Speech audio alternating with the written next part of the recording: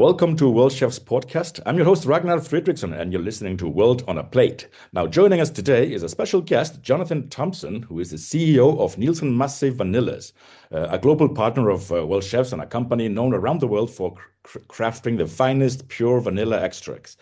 And since becoming the CEO in 2020, Jonathan has led the company through a business transformation with expansion in e-commerce and retail channels. His strategy enabled Nielsen-Massey to have a post-COVID turnaround with the strongest profit and cash position in the company's history. So, before joining Nielsen-Massey, Jonathan built an impressive career in the consumer package goods industry, holding leadership roles in Isopur, in Glanbia Performance Nutrition, in Danone, at Mars, to name a few. And so we are very excited to dive into the history of vanilla and the challenges in the global supply chain of vanilla, the industry trends, and what it's like to be at the helm of Nielsen-Massey family business. So, let's get started. And I just want to thank Jonathan. Thank you for joining us. Well, thank you, Ragnar. It's a pleasure to be with you. I'm glad we can get this together. Yeah, been an amazing journey now working with you over the last year and building up to the Congress that we just closed. And so I think we just want to start beginning by talking about the ingredient, what is in the heart of the discussion of what you do. With such a rich history, maybe you can give us a sense of where vanilla history began and how it's evolved. Yeah, sure. It's got a very storied history. I always find it a bit ironic that in at least in the English language, you sometimes use the word vanilla to describe something boring, but it's actually anything but boring. Mm. The story of vanilla, as we know it, at least, goes back some 900, maybe 1,000 years. We know Mm. that the Toltecs and the Yucatan Peninsula were actually using vanilla, and they used to call their word for it was actually the black bean, which means it implies that somehow, because it's normally green when it comes off the vine, that they were actually curing it and turning it into something useful. And of course, the Aztecs, when they conquered them, took that tradition forward. And then we all know the story when the Spanish got there and Hernan Cortez discovered this thing. I think it's 1520 or 21, something like that. They ended up taking it back to Europe. And the word vanilla comes from vaina, which in Spanish means little scabbard, because it looked like a sword scabbard to them. So Mm. vainilla means little scabbard, right? So that's where the word actually comes from. Oh. But the very long story short is that they couldn't get it to actually grow in Europe or other parts of the world because it has a natural pollinator called the Melipone bee. It's a little stingerless bee. And so the story goes, eventually vanilla made its way all the way to Madagascar, Reunion Island, and there was actually a boy in the slave trade who actually discovered you could hand pollinate the vanilla itself. And from there, the entire industry of vanilla was born. So 80% of the world's vanilla today comes out of Madagascar, comes out of other regions, but let's say Madagascar, most of the world's vanilla is coming from there, but it's not endemic to there. Mm. And it has to be hand pollinated to this day. So it's a very fascinating plant. It's an orchid, one of the few edible orchids. There's only a couple species around the world.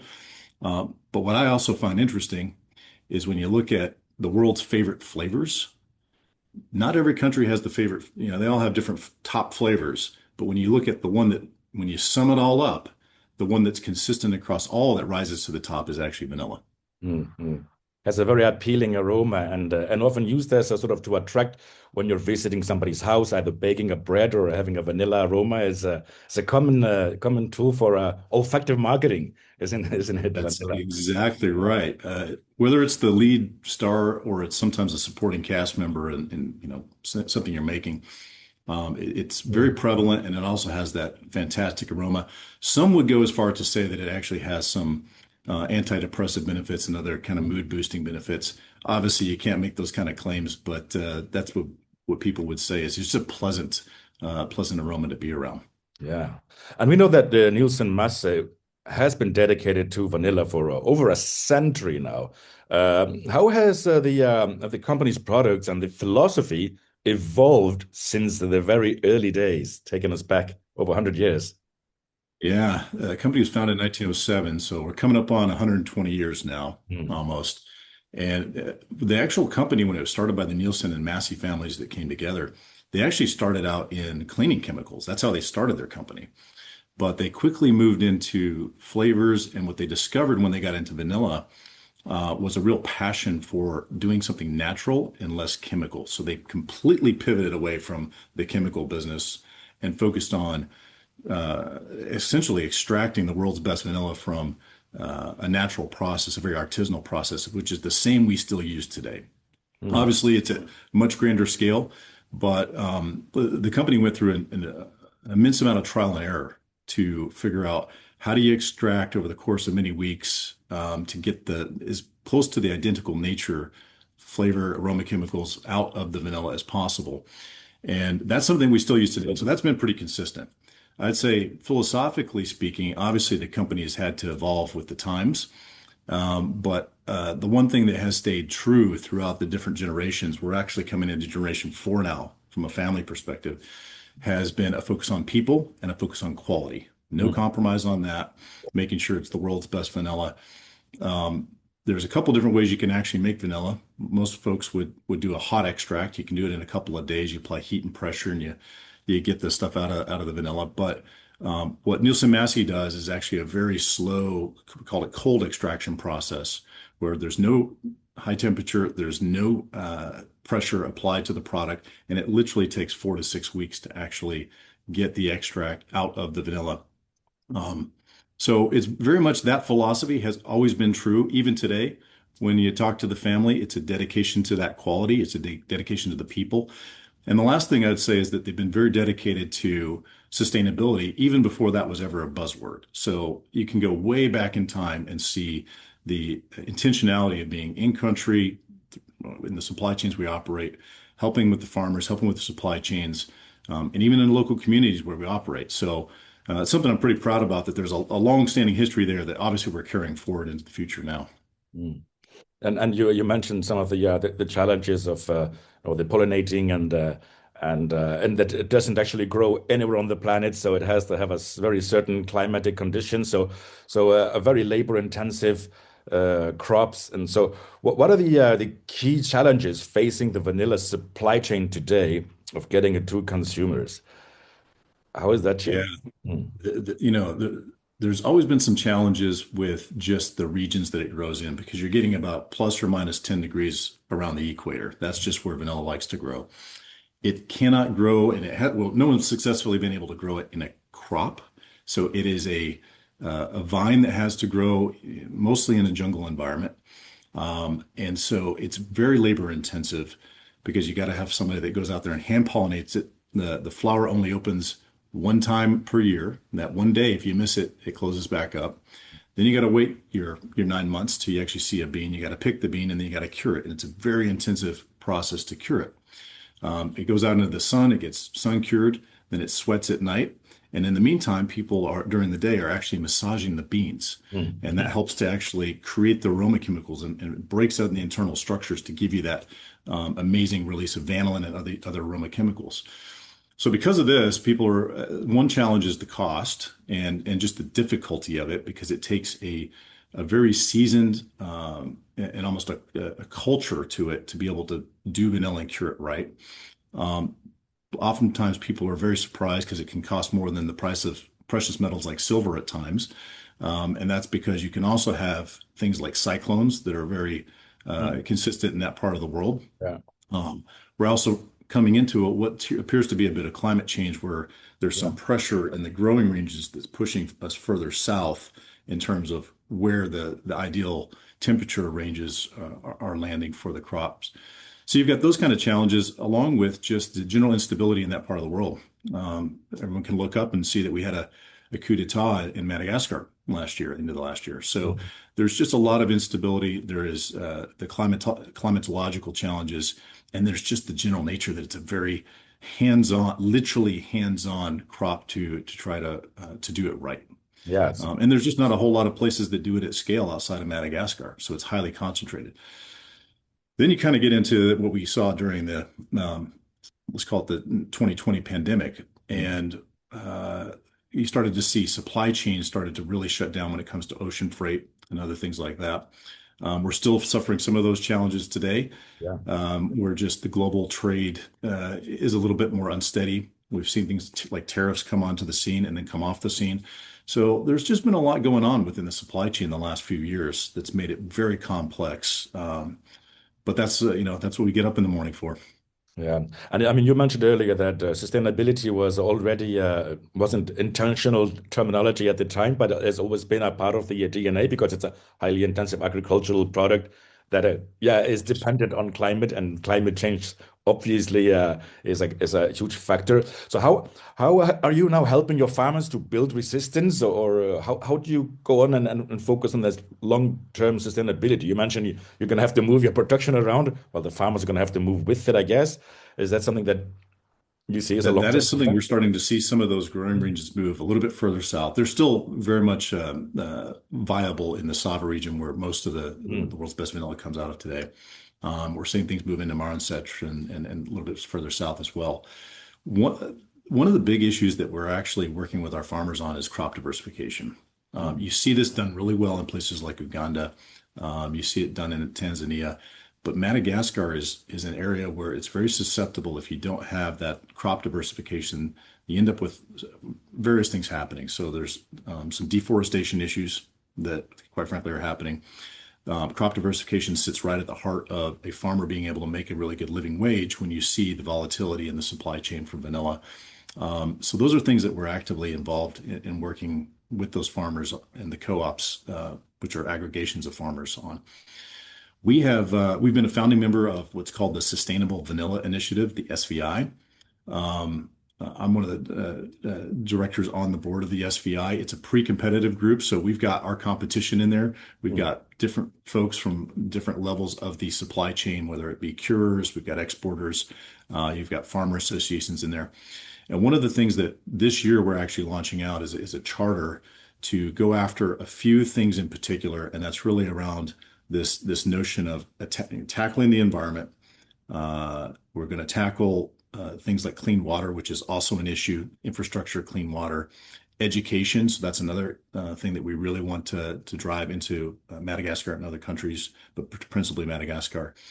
And then ultimately what we're looking for is that living income, living wage, crop diversification, some of that for the farmers in those communities who go forward. So my hat's off to my competition, but other members of the community because we're really making some good strides in that area.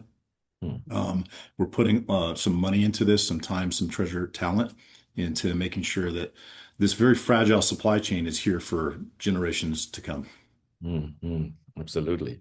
And so, what if we sort of we zoom out a little bit, and we've talked about the supply chain and the challenge of growing vanilla, but looking more into the the restaurant market, the consumer, and the demand for vanilla, and just you mentioned key events, the pandemic, and today we also have a bit of a volatility in our surrounding markets around Oh Madagascar. boy, yeah, Yeah. yeah. And so so from your perspective, so do you see any bigger culinary trends shaping the industry, and in particularly the use of vanilla as the demand is there? Yeah, that's a great question, right? So I Mhm. think, going back to the pandemic, we all know large shutdowns, there's a lot of change that happened, particularly within the food service industry. Operators downsizing. We saw a lot of, for example, pastry chefs saying, "Hey, look, I'm going to find a different career." And so hopefully, some of that has come back and it continues to come back. But so those trends were kind of there. And what you saw is menus compressing, people trying to do less with more. And I think what's now happening is that is converged with what I'm seeing, particularly in the US, but you're seeing it in other parts of the world too, is this notion of food as medicine. And you're starting to see the rise of things like GLP-1s, at least in the United States, Mm, things like sugar reduction. So that's something that's maybe a little bit more localized in North America, but that is a trend that is driving a lot of change in the kitchen. So uh, you used to think about things just being delicious, and now you have to think about the dimensionality of that. And so I think the dimensionality of that is coming into play through people experimenting with different flavors. You're seeing things like mochi, tapioca. You're seeing some really interesting flavor combinations with cross-cultural dimensions. I was recently in Peru, and it's fantastic to see that fusion of Asian and South American. I was recently in Argentina. You're starting to see some of that really open kitchen environment, lots of transparency into the kitchen, the infusion of different cultural flavors, which is there. And I think what you're seeing is people playing a lot with textures. So it's, the crispy, that creamy, maybe it's even aerated. It's some of those things that are coming into play, that it's less about the sweetness or the sugariness. So vanilla, it has traditionally played in that kind of dessert pastry area, but we're actually seeing vanilla starting to be incorporated more into savory in Mhm. many ways. And it really comes down to the fact that vanilla is so versatile as a supporting cast member Mm. that it doesn't have to be the hero of the show. And many times it's not. It's actually just helps to augment other flavors that are in a particular dish. You can ask some of the best, brands out there that make the best ice cream, and they'll tell you they put vanilla in every single formulation they make, Yeah. maybe with a couple of exceptions. And it's not because it's a vanilla flavored ice cream; it's because it helps accentuate. And you see the same thing happen in bakery, you see it confection, et cetera. So those are some of the trends I think is we're going to see people do less with more, Mm. portion control. How do we have more of an experience versus just a delicious dish? And kind of bring the world to me, because it's so much harder to go travel the world these days, that people are like, well, let's just bring that experience to me when I'm out with my family or in a fine dining situation. Mm. Mm. Yeah, it's going to be very interesting to see. And as I mentioned in the opening that there are some new innovative methods of through e-commerce and finding new retail channels. Uh, but any other do you see ahead any other sort of innovations in terms of ingredients? And you mentioned Peru, really interesting. Yeah, Using those. vanilla as a Yeah, I think you're going to see that where you're going to see different discovery of ingredients that maybe come out of Asia, or they come out of lesser known places, Africa, for example. That's going to be exciting to see. One thing, and I think everyone's going to be talking about this, but I would be remiss if I didn't mention AI and how that's playing into Mm. this, is we're seeing the use case of AI in the discovery of how to at least in the early days, of how to match different flavor experiences together, and at least give shortcuts to whether it be manufacturers or R&D folks who are working on formulations to find new interesting combinations. We've heard the stories about some of the bigger companies who have used it to figure out how to take a dairy-based, say, chocolate and turn it into a plant-based chocolate and use AI to figure that out. We're seeing folks that are saying, well, hey, how can I use this to predict the consumer trends or the trends that somebody that is going out to have a dining experience are going to want? So I do think that's going to be something very interesting that we'll see reap some rewards for us, is just accelerating that innovation curve here in the next little bit through the use of AI. Mm.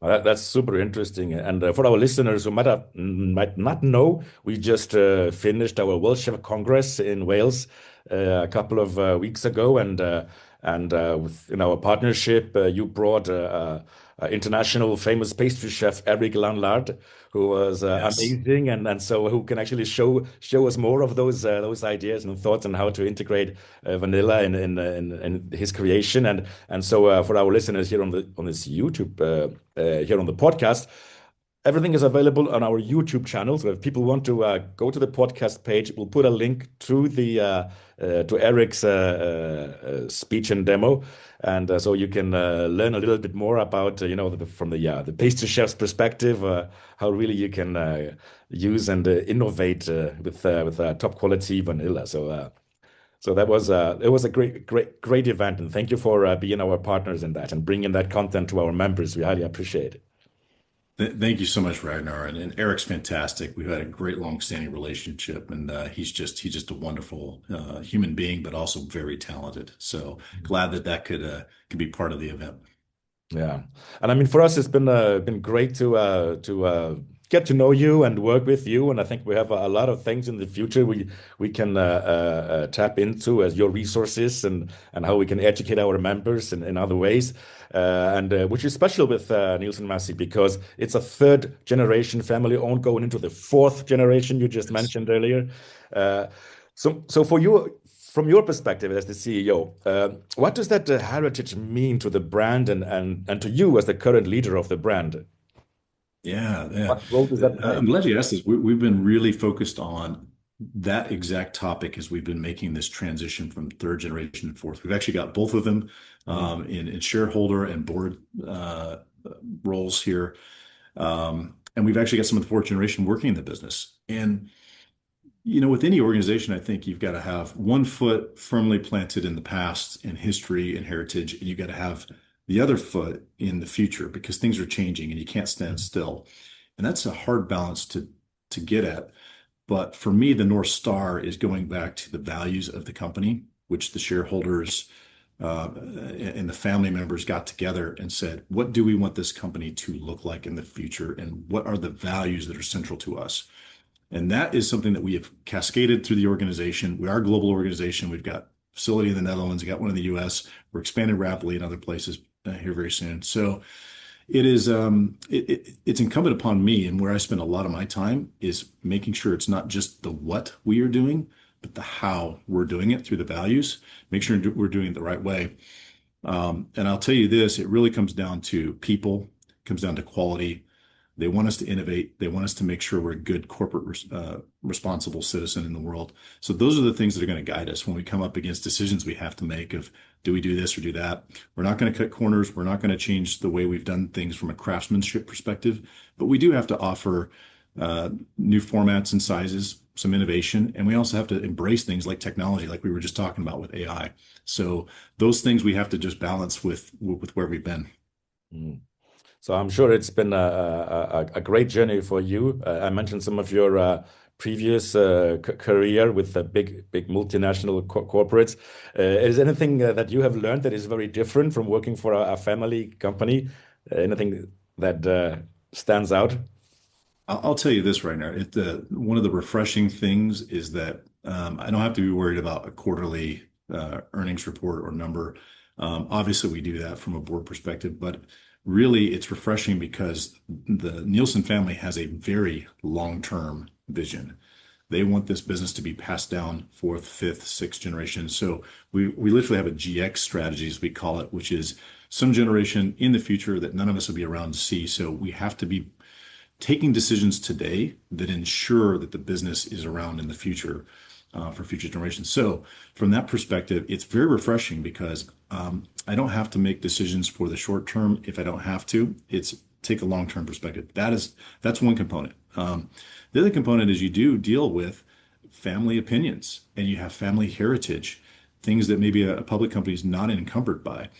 But I do find that it's both sometimes interesting that you have to navigate that, but it's also refreshing in the sense that you have a deep root to go back and look at why did we do the things we did?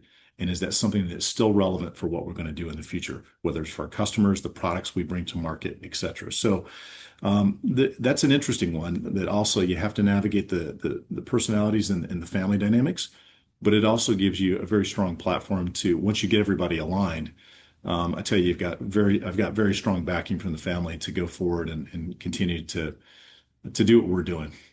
Mm. Well, I must say, well, thank you for sharing all of that, Jonathan. I must say it's been an absolute pleasure for us to be working with you and your teams. Been a great collaboration, and as I just mentioned, one of the stepping stone was the Congress we had in Wales now just finished, and with bringing Eric Landlord, and we also were using your products in the Global Chef Challenge. The finals we had in every category, the senior, the young chefs, the pastry chefs, the vegan chefs, all using your products, and so we have now all the images of the different dishes, the recipes, how the chefs were using your product in different ways, and it's yeah, for the listeners out there, you can find all this information on our website and learn more about this beautiful product because it's such an amazing product, the vanilla, and so versatile, as you mentioned, can Yes. adapt it to so many different scenarios and cultures and all around any type of part of the meal, whether it's the starters and the savory and the sweet. So Yeah, exactly. Well, Ragnar, I really appreciate the collaboration. You guys do a fantastic job. You really know how to throw a great event and a good party, and I'm really looking forward to seeing the compilation of what comes out from all the different pictures and the content because clearly it's when you get that many talented folks together, it's very impressive with what can come out of it. Well, thank you, Jonathan. Thank you again. Thank you for joining the podcast. Yeah, thank you. Thank you, Ragnar. Take We'll care. see more of you. Everybody, thank you very much. You've been listening to World Chef Podcast. I'm your host, Ragnar Fredriksson. This is World on a Plate, and we've been talking to Jonathan. Jonathan, who is the CEO of Nielsen-Massey Vanillas. So go check out the podcast page and learn more about how you can use vanilla in your creation in the future. So thank you, everybody. Take care. Bye-bye.